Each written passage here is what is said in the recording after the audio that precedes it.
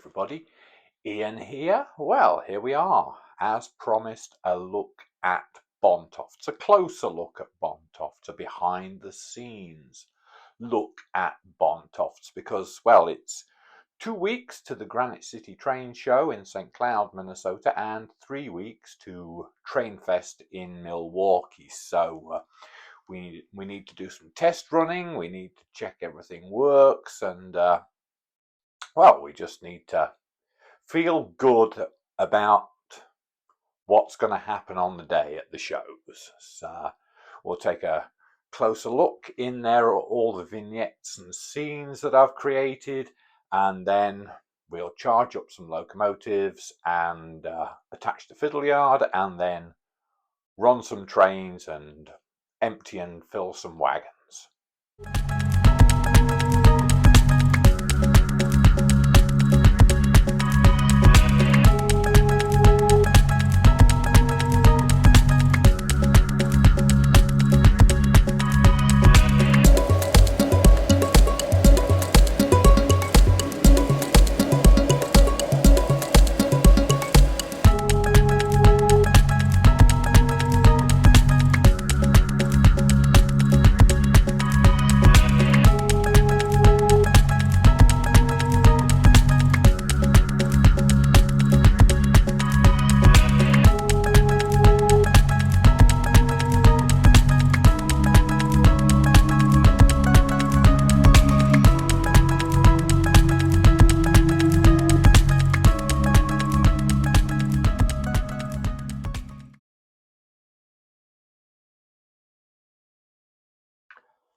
Let's start by going around the scenes on the layout to refresh your memory. Of course, here we have the hopper, the chute, the wagon loading chute, call it what you like. It's extremely popular feature on the layout, so there's no reason to change anything here.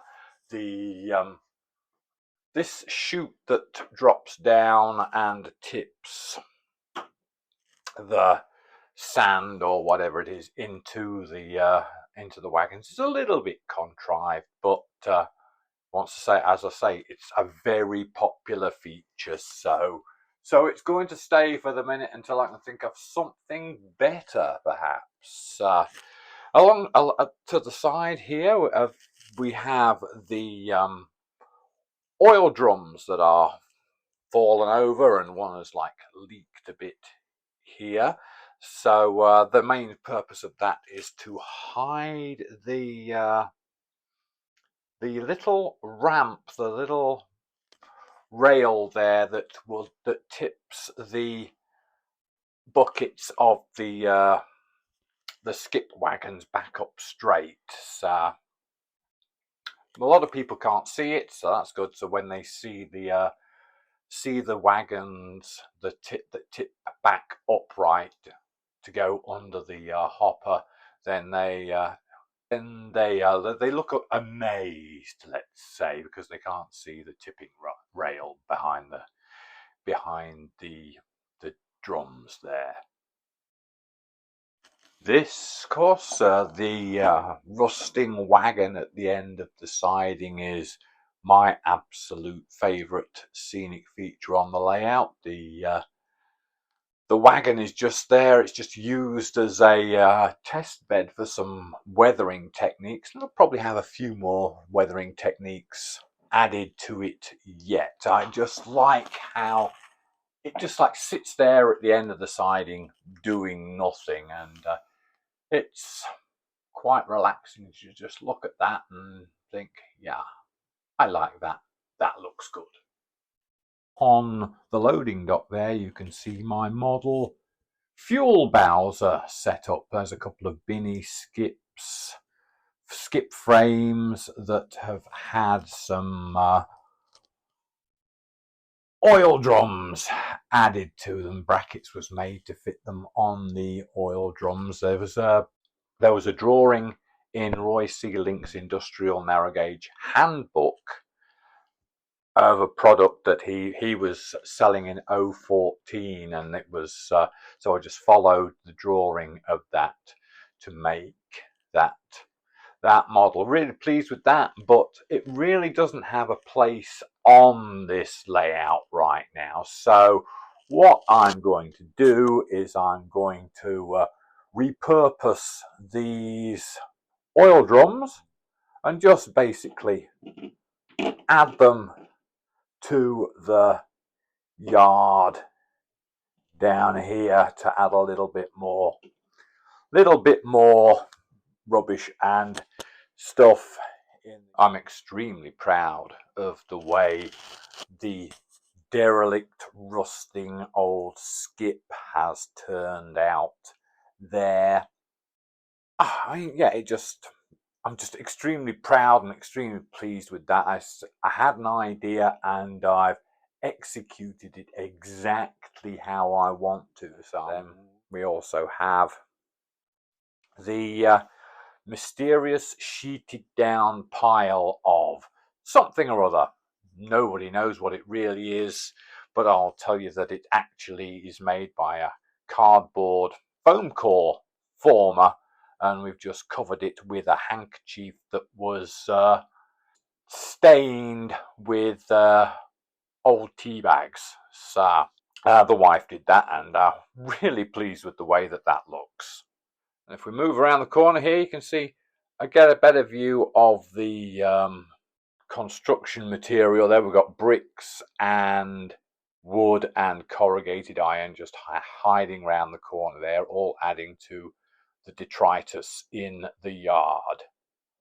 And so to the yard, as you can see, I mean, we have relocated the tipping point there. We've moved it down a bay so that the locomotives and trains run a little bit further, and we've added a chute there to make sure that the material that is tipped does actually end up in the receptacle it's meant to be tipped in. And so we have the Volkswagen Combi utility van there that will receive the tipping materials. That looks good there. We're still going. We are still planning on having the Land Rover in there. I just like the Land Rover, so I want the Land Rover in there.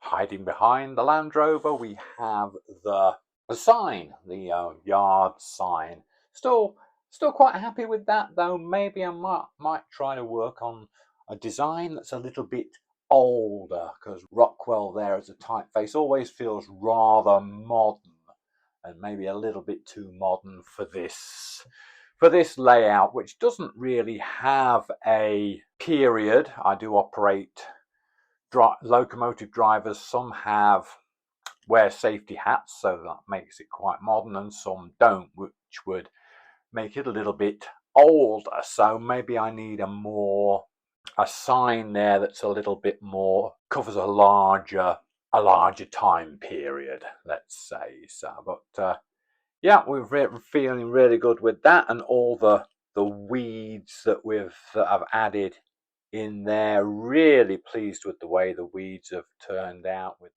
last but not least, of course, probably the most important thing is the wagon tipping mechanism itself. As you know, we've gone from the automatic actuation rail, which had all kinds of problems. You had to drive the train at the right speed and stop it at the right point in order for it to tip perfectly. And when it tipped perfectly, it was great, but you didn't always tip perfectly and ended up spilling a lot of sand all around. So now we have moved to this manual system where you will just push the wagon up to the tipping point, and then this will push the skip bucket over, tipping through the chute into the receptacle on the back of the combi truck. So that's it. Now we'll hook up the fiddle yard. I'll show you the fiddle yard as well, fiddle yard sector plate, and then we'll run a train or two. This then is the Fiddle yard sector plate area, and it's a very simple affair. The sector plate's just a simple cassette. I was planning on building a couple of these for two different trains, but I haven't got around to it yet. Maybe I've still got time to do that if I can find enough wood of the right size. Anyway, this is the one that I have. It's you can see in there, it's just got a single line in there. We have a handle on the top here to be able to grab this and slide it between the two roads like that. It's a little bit stiff right now. It needs a little bit more candle wax on the surface there to make it run easier. But that's the fiddle yard. Very, very, very simple. One thing we should mention is don't forget that this is all Wi-Fi controlled, so we don't have to worry about any electrical connections anywhere. Here's an explanation of what we're tipping. This is a very fine ground cover from Woodland Scenics. It's a very, very fine limestone. I think it's the limestone ballast, but it's also got some Woodland Scenic sand in it as well. So that's what we tip. So what we do, now this might be difficult. I'll try and do this with one hand and also operating things. So what we do, we've got a little scoopy thing here, and we fill that with the sand, and then we just tip it into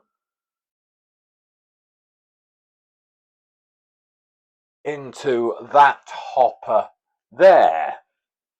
So, and that hopper of course is connected to that chute, and the chute, we drop the chute down and everything should tip into the chute and then into the wagon. As simple as that. Of course, now once we've done that, we can now move the skip full of sand to the tipper, backwards onto the sector plate.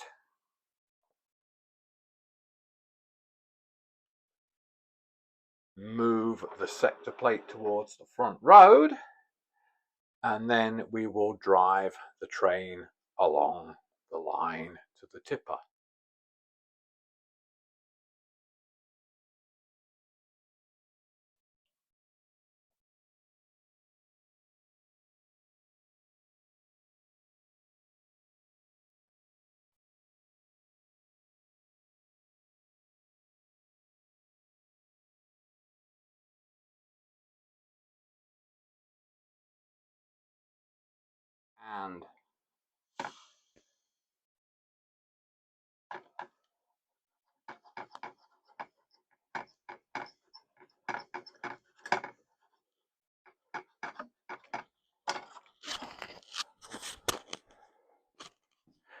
And then we can drive back.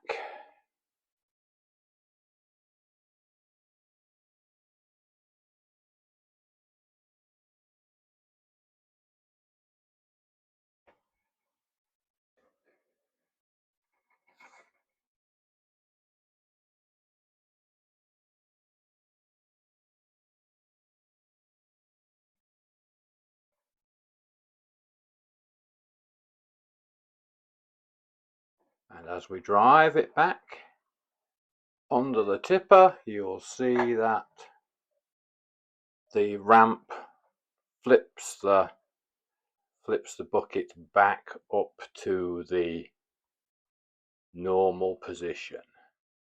Here we are running a two-skip train on the layout. Well, I've never run a two-skip train before. We've always worked single skips, and that kind of takes a long time to fill the bin off the tipping dock. So trying 2 skips to see how it works. See if my sector plate is long enough, and see if there's enough clearances at siding ends to make sure that it actually works. And well, if you watch this session, you will see that it really does work.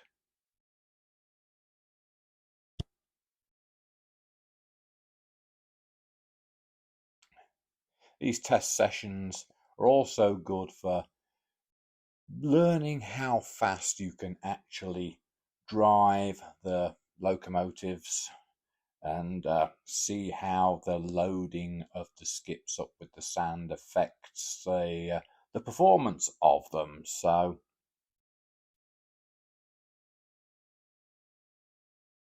I like to keep them going a little bit slow. So maybe sometimes they go a little bit too slow, but slow is good for judging the right point to line the wagon up with the tipper.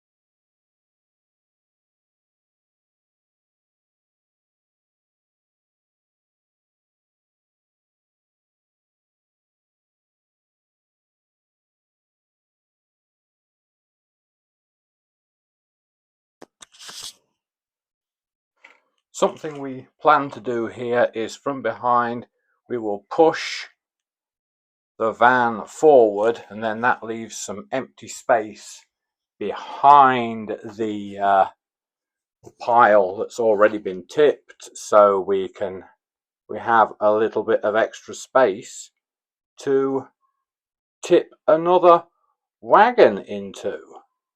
So we can now push this second wagon into place and tip it into an empty space area on the wagon, on the van. So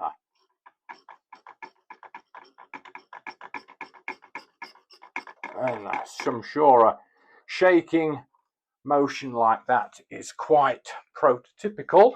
So all in all, this is a really good test session. I wasn't expecting to tip 2 wagons, but I did, so that's an unexpected bonus. Of course, the important thing to find out now is, will 2 wagons be tipped on the ramp 1 and 2? Awesome! I think we can call this test session a resounding success. There you go. I hope you enjoyed the look at Bontofts, and well, we are now ready for a couple of shows. That's the Granite City Train Show in St. Cloud and Minnesota, and Train Fest in Milwaukee, Wisconsin. So maybe I will see you at one of those shows. But in the meantime, build that model, lay that track, run that train, and above all, have fun.